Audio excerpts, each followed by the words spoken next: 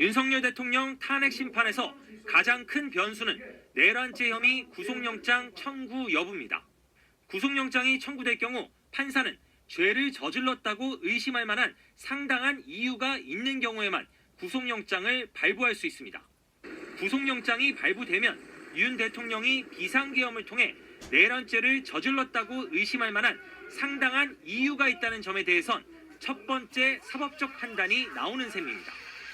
헌법이나 법률을 중대하게 위배했는지를 따지는 탄핵 심판에도 영향을 미칠 가능성이 있는 겁니다. 검찰과 경찰 모두 탄핵과는 별개로 수사를 진행한다는 입장이어서 탄핵 심판 기간 내에 윤 대통령에 대한 수사와 기소 등이 이루어질 가능성이 큽니다.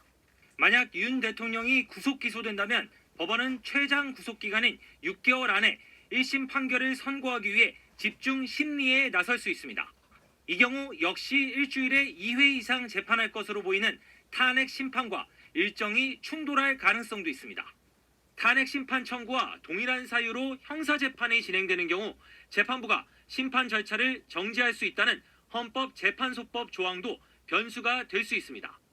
실제로 헌재는 지난 4월 고발사주 사건으로 형사재판을 받고 있다는 이유로 손준성 검사에 대한 탄핵 심판 절차를 정지한 적도 있습니다.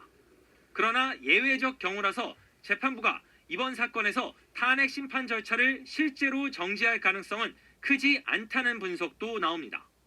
박근혜 전 대통령 탄핵 심판 사건 이후 형사소송법이 개정돼 당사자가 동의하지 않을 경우 검사가 작성한 피의자 조서를 증거로 사용할 수 없는 점도 변수입니다. 조서를 활용할 수 없게 되면 헌재가 직접 증인을 재판정에 불러 신문을 거쳐야 해서 절차가 느려질 수도 있습니다. 또 헌재가 변론 생중계를 허가하고 윤 대통령이 직접 탄핵 심판 변론에 나선다면 지지자 결집 효과 등으로 이어질 수 있어서 정치적 변수가 될 수도 있습니다.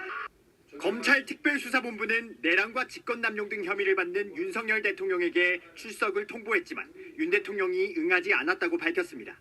검찰이 윤 대통령에게 소환조사 일정을 통보한 건 지난 11일로 김용현 전 국방부 장관이 구속된 바로 다음 날이었습니다. 통보 내용은 일요일인 오늘 오전 10시까지 서울중앙지검으로 나와 조사받으란 거였습니다. 검찰은 공문과 등기우편으로 통보했고 송달 사실도 확인했다고 밝혔습니다. 하지만 윤 대통령이 불응해 내일쯤 다시 2차 소환을 통보할 예정이라고 밝혔습니다. 검찰은 다만 윤 대통령이 불출석 사유를 밝혔는지에 대해선 확인해 줄 수 없다고 했습니다.